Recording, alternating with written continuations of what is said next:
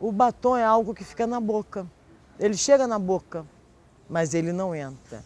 E é necessário que ele não entre, porque se ele entrar, sempre vai aparecer alguém para tirá-lo. Você já viu uma mulher chegar numa festa com os dentes sujos de batom?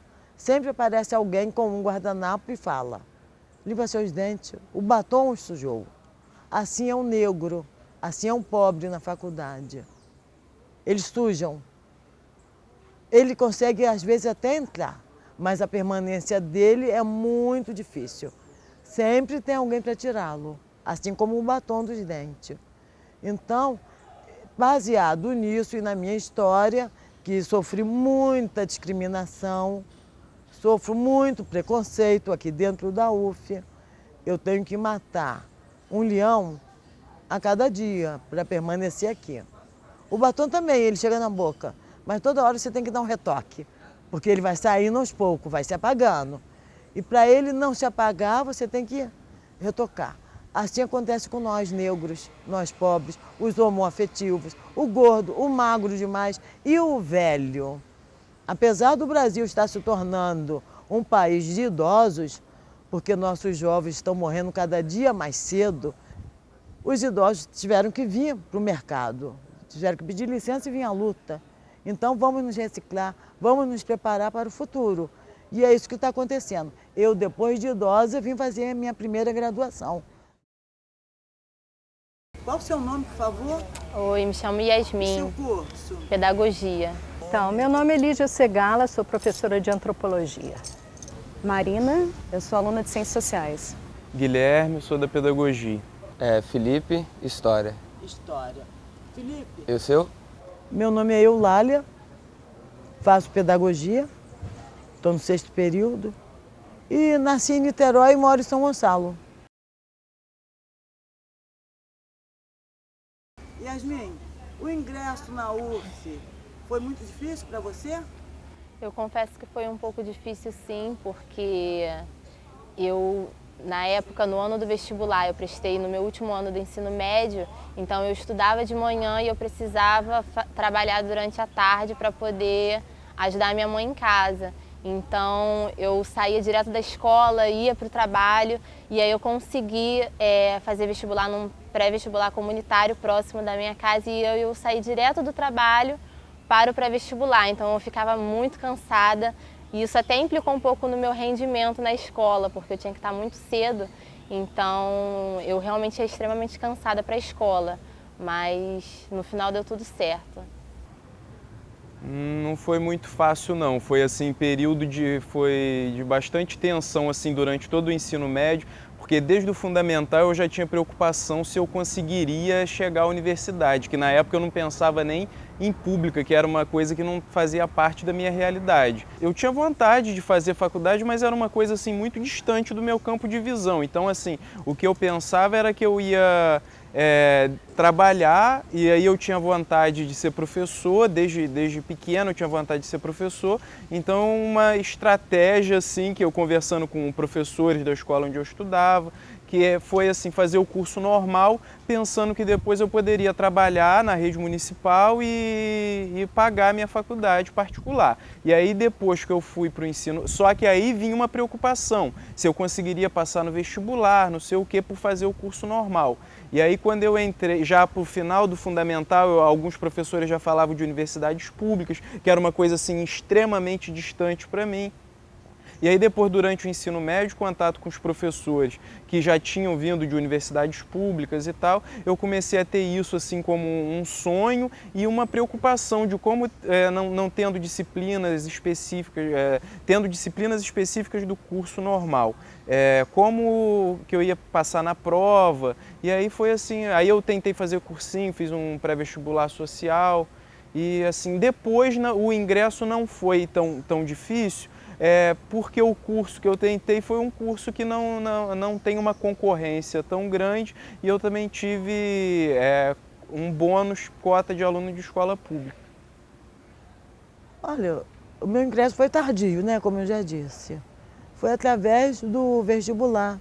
Não utilizei cota nenhuma, não obtive nenhuma bonificação, tá? Porque eu não pedi nada. Fiz o vestibular, eu tinha mais de 30 anos que eu não estudava. E aí eu entrei no CEDERJ, um curso preparatório, um pré-vestibular social, tive algumas aulas, tá? Fiz o intensivão, como eles chamam, e aí fiz a prova para a UF e para a UERJ. Passei na UERJ, mas me decidi pela UF, que era um sonho. Sempre sonhei estar aqui, sempre quis estar aqui na UF. Mas foi um ingresso, foi assim, razoavelmente bom, porque eu nunca havia feito um vestibular na vida, nem assim, tipo, simulado, eu não tinha feito. Foi a primeira vez que eu fiz um vestibular na vida. E passei direto, tá? E aqui estou. Então, eu venho de uma realidade social que eu poderia dizer que não é o mais comum da população negra, né? Eu venho de uma família de classe média. Então, assim, eu sempre estudei, o processo comigo foi um pouco diferente, né? Então, assim, ter acesso à universidade, eu passei, vim, sempre estudei em escola particular. Então, assim, a minha vivência é um pouco peculiar perto do que a população negra, na maioria dos casos, vive. O que é uma exceção. Eu tenho a noção que é uma exceção, assim, né? O próprio Joaquim Barbosa falou isso. Quando perguntaram para ele sobre as cotas, por exemplo, se ele era a favor ou não. Ele falou que é super a favor, porque, na verdade, ele entende que ele é uma exceção. Então, assim, na verdade, a gente não quer um país de exceções. A gente quer um país que realmente inclua pessoas, né? Que não julgue pela cor de pele ou que você, enfim, que possa incluir pessoas dentro das ordens, né? Da universidade, tudo isso. A UF é uma universidade dentro de uma grande cidade, né? Por mais que Niterói... Eu considero Niterói e Rio de Janeiro uma conjuntura econômica muito próxima e uma bolsa de R$400, ela não supre as necessidades que uma pessoa tem numa cidade grande, né? Só o aluguel, se você for morar numa república aqui em Niterói, um quarto é R$400. A UF até hoje não tem moradia estudantil e quando tiver não vai suprir a demanda, né? A UF tem cerca de talvez 30 mil estudantes em toda a sua extensão, né? E a moradia estudantil não pega nem 1% disso. Então, a questão da permanência na universidade para o estudante hoje aqui é um desafio. Sim, desde o início eu precisei sempre me inscrever nas bolsas que a faculdade disponibiliza para poder estar me mantendo aqui na faculdade, porque a minha mãe não tem condições de me sustentar aqui. Então, desde o início eu tinha bolsa de auxílio transporte, e aí depois, logo em seguida, eu consegui uma bolsa de iniciação científica, que eu saí há pouco tempo, fiquei 2 anos, e aí agora eu estou ingressando numa de PIBID, para poder estar tentando suprir o que eu necessito aqui na faculdade, questão financeiramente. Quando eu estava assim no processo, tipo, faz matrícula, eu fiquei sabendo que estava tendo inscrição para a Bolsa Emergencial. Aí eu me inscrevi na Bolsa Emergencial, me inscrevi também na minha cidade para o auxílio transporte, e aí no primeiro período eu recebi o auxílio transporte para vir, que eu vou final de semana, e também recebi essa bolsa emergencial que eu usava para pagar o aluguel. E assim, só que ainda não dá, porque a gente tem xerox, tem livro, tem sempre uma coisa e outra, alimentação, e aí eu sempre com a ajuda do meu pai, que também não é fácil. Então, assim, eu posso até dizer que para mim não é difícil, mas assim, pensando no meu contexto familiar é difícil, porque meus pais são lavradores, então é uma renda muito instável, então é complicado. E aí depois eu fui para a bolsa treinamento, que na época ainda era treinamento, depois eu fui para uma bolsa de iniciação científica no 3º período e agora eu estou em uma outra bolsa de iniciação científica. Na época das bolsas, o aluno não tem que provar que é pobre, o aluno tem que provar que é miserável. Ele tem que provar e documentar para receber R$400, que não vai suprir a necessidade dele, tá? E aí eu te pergunto, com R$400 vai cobrir o dinheiro que a gente paga nas xerox, todos os dias, no mínimo 5 professores pedindo textos diferentes, tá? Fora as outras matérias.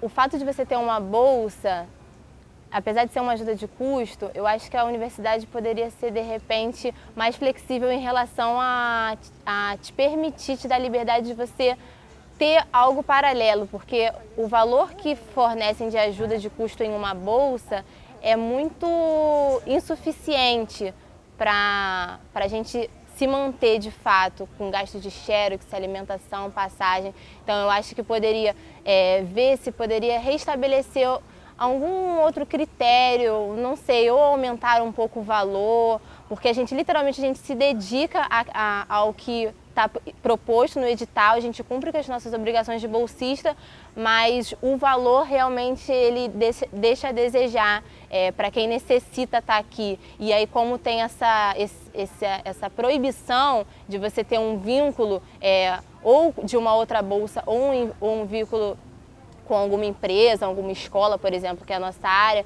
então fica bem complicado, mais ainda da gente se manter aqui na faculdade com o valor que é disponibilizado pela bolsa. Bom, com relação a essa questão das bolsas impossibilitarem de ter algum outro vínculo, eu acho isso complicadíssimo, foi bom ter perguntado, porque com relação à permanência, eu acho que isso para mim é uma das coisas que mais pega. E inclusive assim, pensando academicamente e assim, para minha formação, uma bolsa, por exemplo, de iniciação científica ou de algum projeto de pesquisa, de algum projeto de extensão, isso eu considero muito importante. Então eu optei por não estar trabalhando, se eu conseguisse uma bolsa, mesmo que passando por alguma dificuldade, enquanto eu conseguir não ter que trabalhar, para me dedicar à minha formação. Só que uma bolsa de R$400 para alguém que está vindo de uma outra cidade, precisando, agora eu consegui também o benefício da moradia estudantil. Então, assim, eu acho que há avanços, mas assim, ainda há muito que se pensar e ver outras estratégias. Então, assim, no momento atual, eu não posso reclamar, porque assim, eu acho que assim, pelo menos só o fato de já ter a moradia e ter a alimentação aqui no bandejão já me facilita muito, já me ajuda muito. Mas assim, essa questão da bolsa, R$400 não tem como a gente se manter. Eu passei muito aperto aqui até agora, eu já estou aqui já estou no 6º período. Então agora que eu ingressei na moradia estudantil, então pagar aluguel.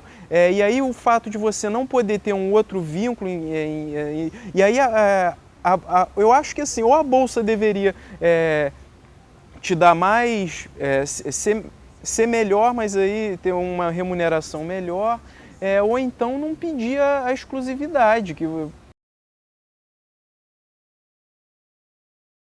Aqui é um lugar como todo lugar, tem campos de disputa muito acirrados, né? Por mais que isso às vezes pareça só você entrando mesmo, vivendo a universidade, você começa a perceber esses campos de disputa que muitas vezes prejudicam os alunos, né? Então, às vezes são disputas entre professores, disputas entre departamentos, entre coisas assim, que a gente vê que tem poxa, por que não você ter acesso a diferentes modos de ver dentro da universidade? Então, e a universidade é um lugar excludente mesmo. A permanência do aluno é difícil mesmo, por muitos mecanismos que ainda não foram sanados para resolver essas questões, que são questões macro, né? Que na universidade se revelam também como, enfim, como algo a ser combatido, né?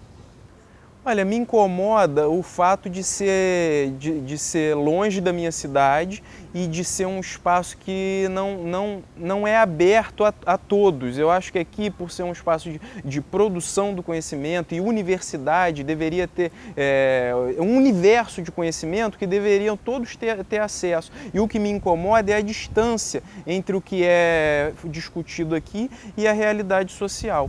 É uma distância muito grande entre a teoria e a prática que a gente discute muito em educação.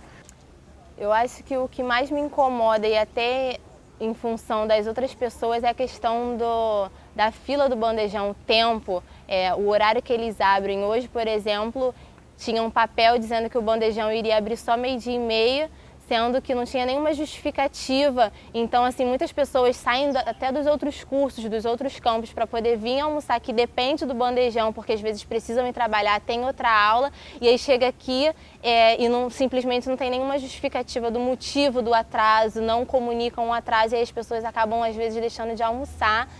e a gente não sabe, às vezes não tem condição, só depende dessa refeição para poder se manter durante a tarde toda. Então, eu acho que é uma das maiores dificuldades. Eu acho que deveria disponibilizar um horário mais acessível e questão de comunicação mesmo, de consideração em relação aos alunos da universidade. Apesar de eu ter certeza que a UF é o melhor lugar para se estar, tá? Tem muita coisa aqui que realmente é um incômodo.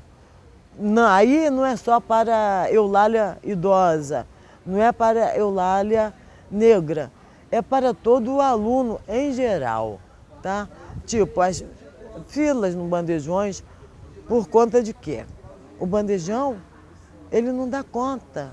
Aumentaram-se blocos, aumentaram-se número de pessoas, mas o bandejão continua o mesmo tamanho, o mesmo número de funcionários, panelas iguais. O cardápio realmente deixa muito a desejar. Nós não aguentamos mais comer carne moída, nem aquela almôndega horrorosa. Tudo bem, eles falam, é 70 centavos. Mas eu posso dar uma lista de coisas que custam bem barato e pode produzir uma refeição muito mais digna do que aquela carne moída e aquela almôndega, tá? Nós somos pobres, mas comemos direitinho. Tem que ter imaginação, coisa que eles não têm. Olha, na UF, eu nunca sofri esse tipo de discriminação e preconceito, não. Que eu lembre, né, exatamente de situações específicas. Mas eu sei que a universidade é um meio excludente e a gente vive num país que tem muito racismo e discriminação. Então, assim, na minha vida, eu já sofri discriminações e preconceitos, né? Por causa da minha cor, por causa, enfim, por ser também mulher, em muitos ambientes. Eu chegava aqui na UF, tinha pessoas que me confundiam com as faxineiras. Nada contra as faxineiras, é um trabalho como outro qualquer. E eu me sentia incomodada de ser comparada com elas, confundida com elas, pelo fato de eu estar desempregada, sem um centavo, sem trabalhar, e estudando, para poder estudar. E aí vinha alguém e falava, essa aí não é estudante, essa aí é trabalhadora. Isso me incomodava. E aí eu ainda perguntava, você está me confundindo com a faxineira pelo pano de chão que você não está vendo? Pela vassoura que você não está vendo nas minhas mãos? Ou é pela minha cor? Ou é pela minha idade? Ou é pelo meu peso? O que o leva a crer que eu seja uma trabalhadora e não uma estudante. Então isso me incomodava muito. Tá? Mais da forma que eles falavam. Esses jovens que ficam na portaria, na época do acolhimento estudantil, eles ficam aliciando os jovens incautos para abrirem contas e oferecendo muitos de fundo, e muitos assinam. Mas eu sou invisível. Eles dão porque está à minha direita, o que está à minha esquerda, o que está à frente, o que está atrás, mas para mim eles não oferecem nada, porque eu não faço parte do perfil de um universitário, tá? Eles não me veem como isso. Tem uns que ainda falam, quando eu falo assim, e o meu? É só para estudante, senhora. Próprios funcionários, quando eu vim fazer minha matrícula, vai matricular quem? Seu filho? Não imaginavam que era eu, ninguém falava, é você, né? Poucas pessoas perguntam, você é estudante? Mesmo eu com a blusa da UF, eles perguntam ao outro lado, você é estudante? Mas eles não me associam, eu não faço parte do perfil, tá? Aqui não é o meu lugar, mas eu acredito que vai ser. Eu não quero ser um batom. Eu cheguei na boca e eu vou entrar. Eu percebia, quando eu falei que nunca tinha sofrido discriminação, né, porque eu nunca senti que eu fui excluída de ambientes aqui dentro da universidade, por ser negra. Mas eu senti uma diferença de olhares, enfim, até de tratamento dos próprios negros, né, porque existe um movimento aqui de alunos negros querendo fazer um grupo de pesquisa sobre, é bem recente isso, né, sobre questões negras e tal, das ciências sociais, uma iniciativa que está rolando dos alunos mais novos. E quando eu comecei a usar dread, e quando eu comecei a assumir uma identidade negra no meu corpo, né, como instrumento, eu sinto que existia uma diferença, assim, não exatamente de tratamento, mas de olhares eles me reconheciam, então eles vinham falar comigo para me convidar para ir para o grupo de estudos, coisa que antes eu não via, assim, né? Não enxergava muita... Então, como o corpo é um lugar político também, né? De reivindicação, então a gente ter essa consciência também é importante. Eu acho que é impossível a gente recortar, né, esse batom de hoje, como você diz, sem levar em conta a história cultural desse país. Né? Esse país, sabemos, e eu repito isso várias vezes ao longo das minhas aulas, é um país extremamente autoritário, hierárquico, excludente. Né? Nós tivemos uma história colonial, né, onde uma pequena elite, não é, dominava e determinava, né, o que era ser gente, né, o que era ter direito. Então nós somos herdeiros aí, né, de uma situação, de um longo período de escravidão no Brasil, né? Nós somos herdeiros aí de uma hegemonia cristã, né, também longa e excludente, né? Então eu acho que estamos aí num processo de mudança, de tensões, de conflitos, de reivindicações, né? Até um tempo atrás a universidade era completamente branca, né? Hoje, com todas as dificuldades, né, você pode dizer presente, né? Você e muitos outros, e cada vez mais gente, né? Então, quer dizer, como é que a gente ocupa esse lugar? Porque eu acho que esse é um projeto, né, para muitas gerações, né? Porque as relações de força, as relações de poder, as relações de controle, né, estão na nossa história, estão no nosso tempo presente, estão nas lógicas institucionais, né? E a gente precisa dissolver esse nós, esses nós, para nós. Porque eu ouvi uma frase bem antiga do Martin Luther King, que ele fala, onde ele fala, eu tenho um sonho. Aí sempre que eu ouço essa frase eu digo, eu também. Outro cara que eu gosto muito que é o John Lennon. Quando o John Lennon fala, alguém diz que o John Lennon falou, o sonho acabou. Eu digo, eu sinto muito por você, o meu ainda não acabou. E eu vou realizá-lo. Eu estou aqui, não é só por conta do meu sonho, é porque tem pessoas da minha classe social, da minha idade, da minha cor, que não acreditam mais. E eu quero que eles saibam que é difícil, mas que é possível sim realizar o sonho de ser universitário.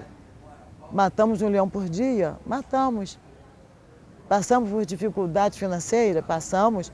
A bolsa é pequena? Muito pequena. A alimentação é precária? É. Burocracia? Demais.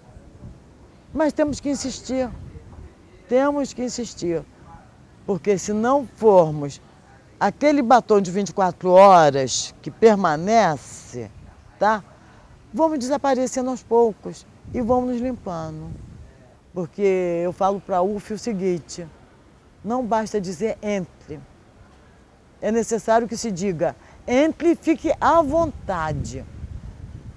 Mas não é necessário que diga entre e fique à vontade. É necessário que se diga entre, fique à vontade. E só saia quando estiver satisfeito de tudo que veio buscar aqui. O que nós viemos buscar aqui? O conhecimento. Palma da mão, palma da mão, palma da mão. É o seguinte, a gente nunca deve desistir do que a gente quer. Por isso que Deus existe, para que a gente tenha fé sempre. E nunca desista do seu objetivo. E muita calma nessa hora. E deixa acontecer naturalmente, que o bicho vai pegar. Quem cultiva a semente do amor, segue em frente, não se apavora.